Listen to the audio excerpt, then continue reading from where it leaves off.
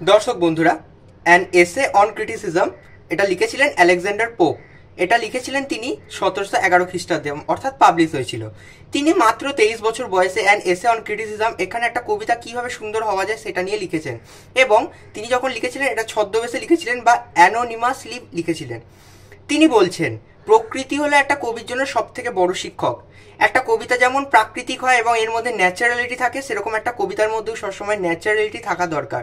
একটা কবিতা যখন আর্টিফিশিয়ালিটি বা রিয়েল ইমোশনসের প্রবেশ না ঘটে, তখন সেটা আর কবিতা থাকে না, সেটার মধ্যে রিয়েল কবিতার কোনো ফিলিং থাকে না। তাই সবসময় রিয়েল ন্যাচারাল ফিলিংস বা ন্যাচারালিটি প্রয়োজন একটা কবিতার মধ্যে।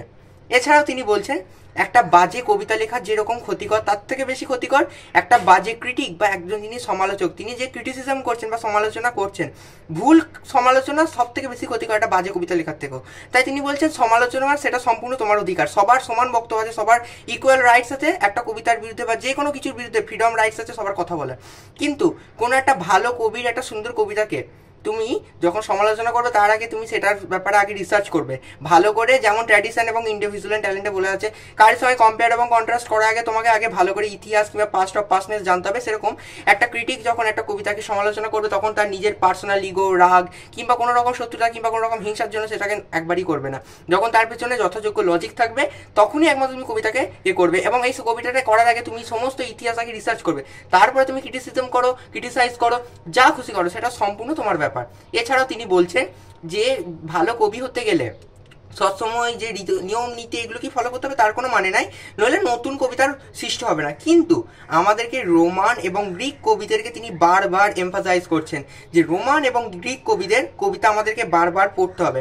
এদের কবিতা পড়লে আমাদের মধ্যে ন্যাচারালিটি, নেচারের প্রতি ভালোবাসা, এবং ন্যাচারালিটি বলতে শুধু নেচার না, একটা কবিতার মধ্যে রিয়েল ইমোশনস, রিয়েলিটি, এইসব জিনিস আমাদের মধ্যে আসবে। তাই আমরা আস্তে আস্তে, যেহেতু এখনকার যুগে আর্টিফিশিয়ালিটি ভরে আছে, একটা কবিতা যে লিখছে সে কি করছে, সে একটা ঘরের মধ্যে বসে কবিতা লিখছে, সে লিখছে আমি মাঠে কাজ করতে যাচ্ছি। তাই কখনো একটা ভুলভাল আর্টিফিশিয়াল কবিতা লিখবে না, লিখবে যখন সেটার মধ্যে ন্যাচারালিটি থাকবে। তার জন্য তোমাকে রোমান এবং গ্রিকদের কবিতাও পড়তে হবে। তিনি এটাই বলছেন যে একজন ভালো কবি হতে গেলে তোমাকে রোমান এবং গ্রিকদের কবিতা পড়তে হবে। তাছাড়া তুমি প্রকৃতি নির্ভর, অর্থাৎ রোমান গ্রিকদের কবিতা পড়লে তুমি প্রকৃতি নির্ভর হবে, তোমার মধ্যে ন্যাচারালিটি থাকবে, আর্টিফিশিয়ালিটি না থাকে। একজন সমালোচককে ভালো করে শিক্ষা পেতে হবে, আগে ভালো করে সমস্ত রিসার্চ করবে, তারপরেই সমালোচনা করবে। সমালোচনা সবাই করতে পারে, কিন্তু ভুল সমালোচনা কিন্তু একটা বাজে কবিতা লেখার থেকেও ক্ষতিকর। তোমরাই বলো, আমি বলছি না, আমি নিজের প্রশংসা নিজে করছি না। তোমরা অনেকেই বলো এত সুন্দর কি করে বলো।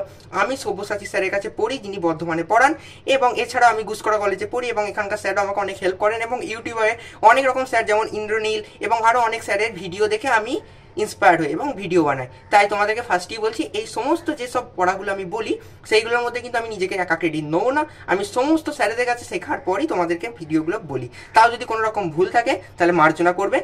এবং আমি যেহেতু এই মুহূর্তে ইউটিউব থেকে কোনো রকম ইনকাম করি না, তোমাদের যাদের কিছু দেওয়ার ইচ্ছা হবে এখানে কিওয়ার্ডস করে দিয়ে দিও। ধন্যবাদ, দেখা হচ্ছে নতুন ভিডিওতে। ধন্যবাদ।